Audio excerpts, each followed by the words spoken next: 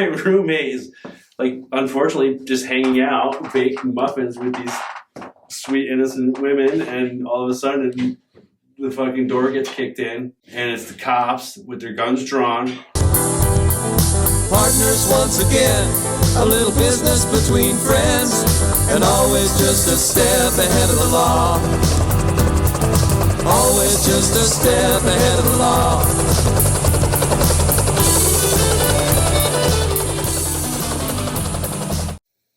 Let's see, it was 1999 that I moved into this place, and it already had a grow happening, and it was like where a buddy of mine, he had the space to have his grow there, and it was 215, and so I was able to have my script there and be able to have some weed for myself. Also, I was about to move from Humboldt, actually, because I had a glass blowing gig. Right? I was a glass blower at the time, and I had one of my clients was in the Virgin Islands, right? Random, totally. But he was a good client, and he convinced me to just move there. He was like, dude, just come move here, and you can set up shop, and because he was doing good selling the glass. But then they I decided I was moving, and I got rid of all my stuff, and the guy calls me, and he's like, dude, you got to scratch everything. He's like, I got hit for tax evasion, and I'm like, I'm out of business, and I'm screwed, and I'm like, oh man. I was like, well, I just shifted my life around for nothing, and my buddy was like, dude, you can just stay here and help me with the grow, and then you'd be more involved in it, and I was like, great, this is awesome. I was like super stoked. It was a fun house. I had lots of roommates, and it was just always antics going on. It was just like it was a really cool place to live with good people, and I think the energy of everyone in the house was just so super cool. And not everybody was involved with the grow, we just had roommates. So it was a shared house, and so, but there was three of us that were taking care of the plants, and that was like what we were doing. And it was totally fun. It was like, my first growing outdoor. And it was just like this little hoop house that we had too many plants in, and that we pretty much probably over-fertilized because we dug these huge pits, and we went to the dairy farm that was in the neighborhood, and we got all this raw manure and just dumped it in the bottom of these trenches that we dug and then backfilled. And man, the plants just went haywire in that greenhouse. It was a fun season. We had an amazing time growing the plants, and it was just like super high fun energy in the house, and everybody was just like good vibes all the time, But come around to harvest time, we got kind of tagged because our neighbors knew that we were growing, and it wasn't like we were super hiding it, but you couldn't see anything from anywhere. It was in a good spot. The word got out, and so we caught wind from somebody who worked at the local bar in town that there's been talk about amongst the guys after they're getting lit up by drinking some, getting boozed up. And then they're like, one guy who would happen to be our one closest neighbor started talking and getting everyone, trying to get people to rally to come steal the weed up from the hippies on the hill, right? And that was us, and we were like, fuck, dude, So on the weekends, it kind of became like in September, it started coming that we had to start sleeping out next to the greenhouse. And so we parked a VW bus out there, and we had, we would sleep out there at night. And there was, on the weekends, it was when we would have to be on super high alert. And it was just funny. I do remember one night, getting woken up by my buddy coming, running through the field screaming, get the gun, get the gun. And we didn't have a gun, we just had fucking 12-foot bamboo sticks, and it's like me and my buddy come jumping out of the van with fucking bamboo sticks. I'm just total comedy, dude. I look back on it, it was such a fun time. We scared off the guy that night, and so we were always on high alert. So we always kind of felt like we had to have somebody at the house, all the time. We felt bad having to ask folks that weren't even, taking care of it just to be there. But, we tried to always have people at the house. And there was one time in early October, I had not really going into the season, I had not really known how like crucial October was, my first outdoor season, right? And so my best buddy I grew up with was getting married. I was in his wedding, and I left town. I went back east, right, to go be in a wedding. While I'm gone, nobody's home, right? My one roommate comes home who has got nothing to do with the grow outside, and he's hanging out with these two Finnish women that were visiting because they were connected to the school that was in town, and they're just visiting, right? And one of them was dating my roommate, and so they just came over to literally bake muffins and hang out, right? And so my roommate is like, unfortunately, just hanging out, baking muffins with these sweet innocent women, and all of a sudden the fucking door gets kicked in, and it's the cops with their guns drawn, like completely like throwing everybody on the ground and like, acting out like this is like a huge bust, right? And so they come in, they arrest those three people, and it's like so sad that they had to get in trouble for something that they had nothing to do with. They had nothing to really hold on to anything because we had our plans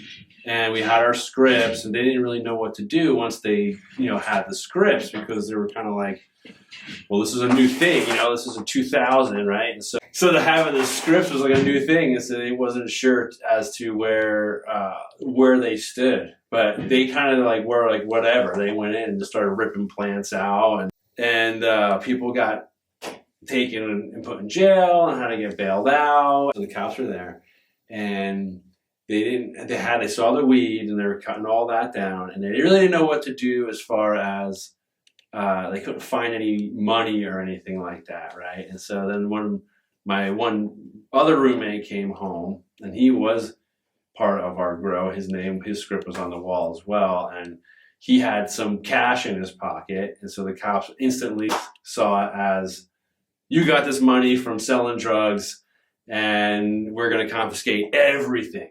And they took everything, literally everything from the house, right? The only thing they left was the couch and, the furniture, but they took TVs and magazines and everything, dude.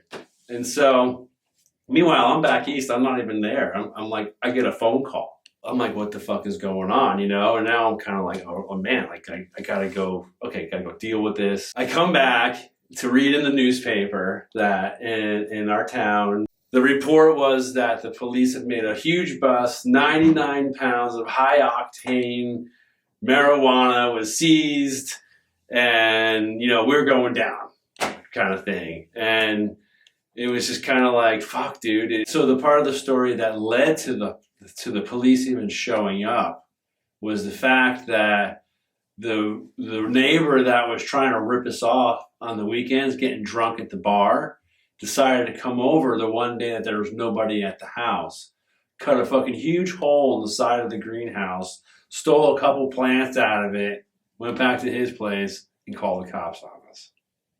Dun, dun, dun. Fucker, man.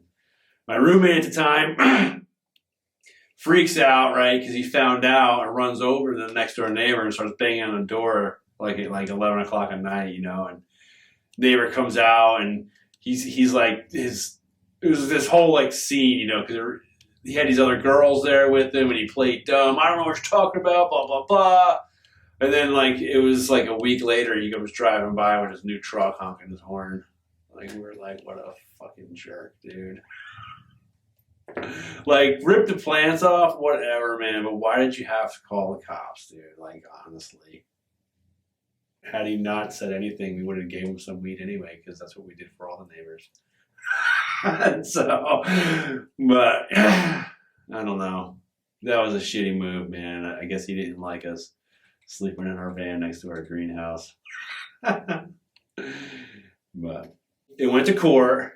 Luckily, we had a great lawyer and an amazing DA that kind of set things on the side of agreeing and following Prop 15 laws. And I have to say also, huge thanks to Dennis Perone, because he created Proposition 215 and allowed this to kind of be looked at as a medical thing and give us our freedoms to work with the plant, and so mad props there, because that really set into motion like this whole idea that we're in court and we have a lawyer to be able to stand up against and stand up for the rights, because we had our plant limits were within our plant limits. The charges of having 99 pounds of weed was crazy, because we knew we had 24 plants. We're like, we had 24 plants in this little greenhouse. Like, there's no way we had 99 pounds, but we knew that they were weighing like the pruning leaves that we pruned off. They were ripping root balls out of the ground, and they were weighing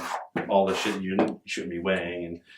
And so this was the big build up to the fact that our lawyer made the suggestion that the court properly manicure the confiscated product to ensure to get the proper weights to see if we were within the limits, to prove that we were that this case needs to be thrown away, and so sure enough, the judge agreed. And so that's like, as far as I know, this was like the first case in history that the court appointed for the confiscated weed to be properly trimmed and weighed.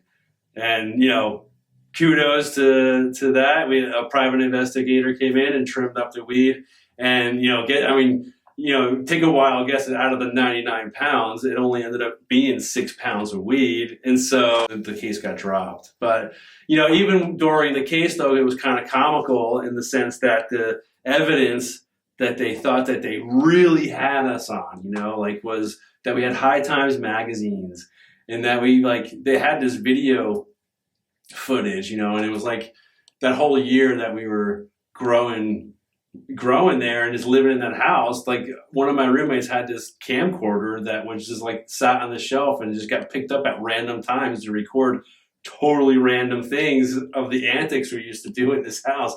And somehow they thought this was like solid evidence that this was gonna prove that we were bad people. And it was like, dude, it was like me doing naked yoga with my girlfriend in the garden. Like, what the fuck is going on?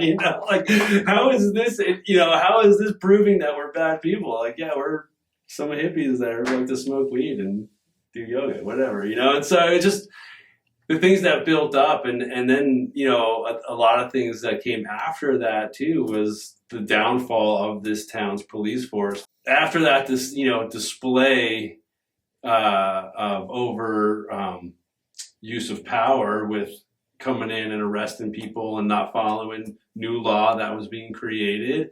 That same chief got, like, a couple weeks later, was in trouble for knocking up his deputy.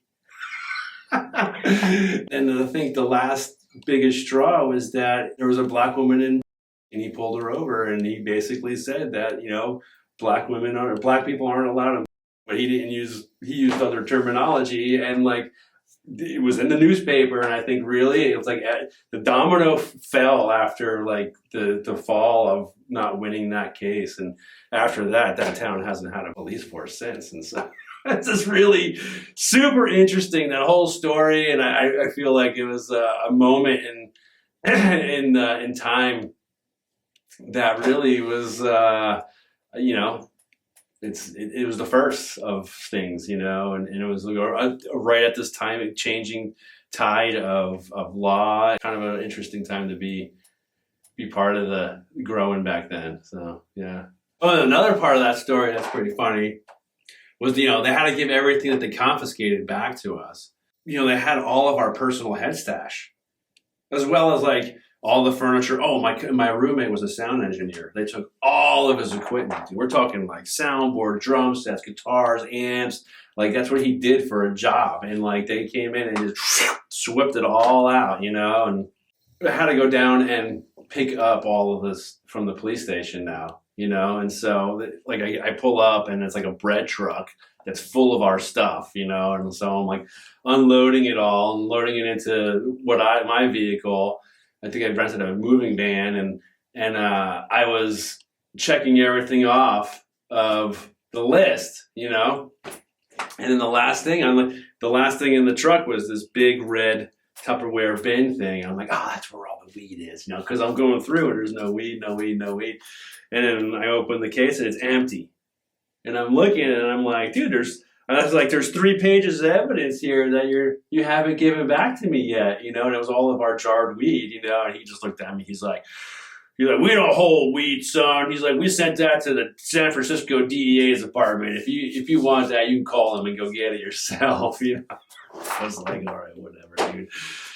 And we didn't bother to fight to try and get our weed back, but we did get everything else back, which was really good. And yeah, kudos to Dennis Perrone for writing Proposition 215 to help change the outlook on cannabis.